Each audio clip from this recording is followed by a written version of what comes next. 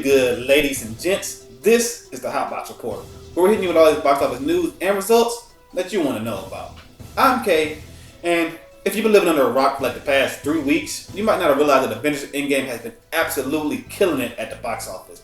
I mean, $2 billion in just your first 2 weeks? My goodness, we ain't never seen numbers like that ever.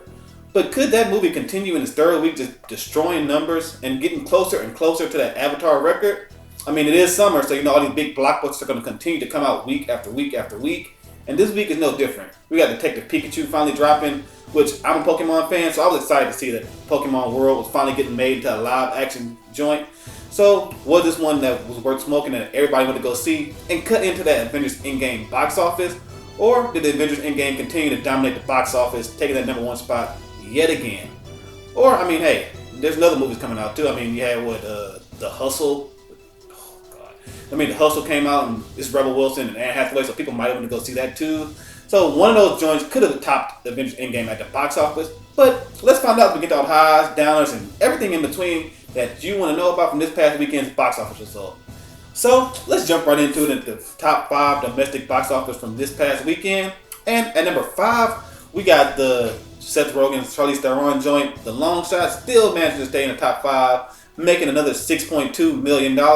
Only dropping 37%, which normally isn't that bad, but I mean, it didn't do gangbusters at the box office opening weekend and only so far made $22.9 million worldwide.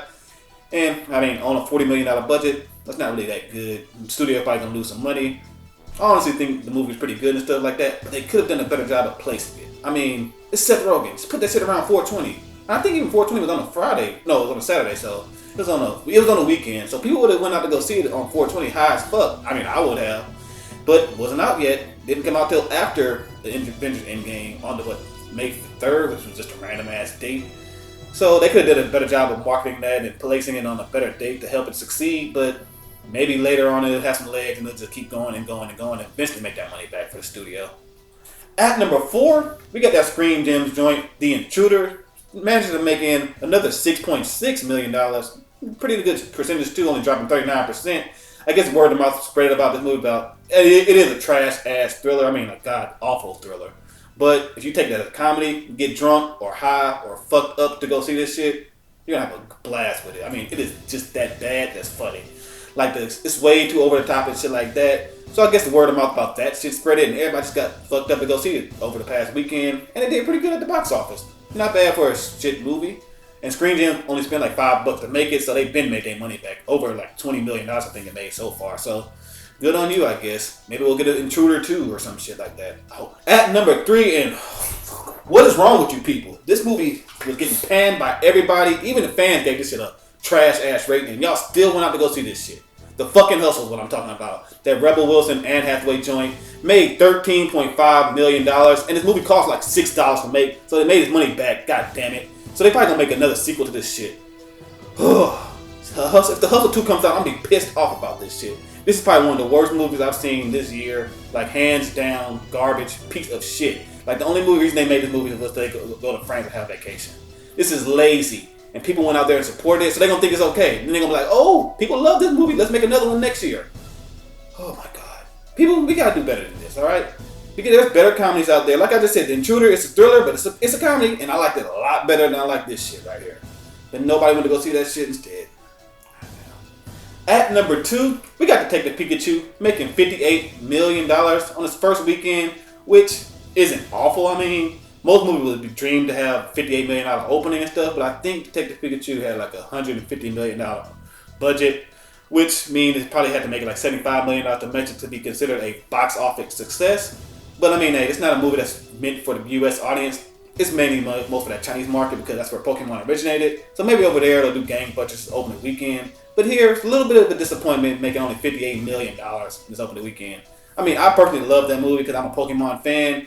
But I heard like mixed reactions from people who aren't Pokemon fans, who are like, I didn't really get it. And people who aren't Pokemon fans who are like, yeah, I thought it was pretty cute. So maybe people, you fall in between there. Let me know in the comment section below whether you like Detective Pikachu or not. But I mean, only $58 million, that's what happens when you go up against the big dogs. And I mean, the big dog that I'm talking about is Avengers Endgame, which managed to stay at #1 yet again, making another $63 million at the opening box office, which is still ridiculous. I mean, goddamn, it's the third weekend and it's doing $63 million. That's a success for most companies over and over again. But I mean, hey, it dropped 57%, which is pretty reasonable to say that pretty much everybody in the world has already seen Avengers Endgame. And now the total is sitting at $2.3 billion.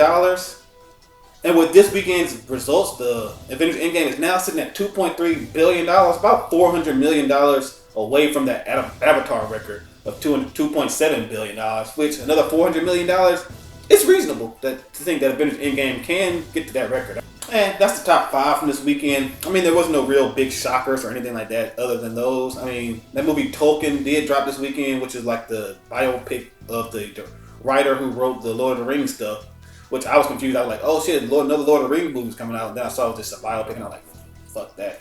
And I think a lot of people say that too because it only made like $2.9 million in the opening weekend, and for some fucking reason, they gave this thing a $20 million budget. $20 million budget on a biopic that nobody was pretty much interested in seeing. Nobody. So you know this movie flopped hard, getting the flop of the week for this shit. And I think Palms did okay. I mean, it made $5 million since the opening weekend. But I mean, it had a $10 million budget, so that's by theory, yeah, that's good. But it's not gonna make that much money over the next couple of weeks, so that's probably all the money it's gonna make. So it might flop as well. But I mean, hey, that's just all the highs, downers that I got from this week's box office result. Maybe you saw something different. Let me know by sparking up in the comment section below. What was your favorite movie that came out this week, and what did you go see this weekend at the box office? I'm Kay, and always remember, blaze it.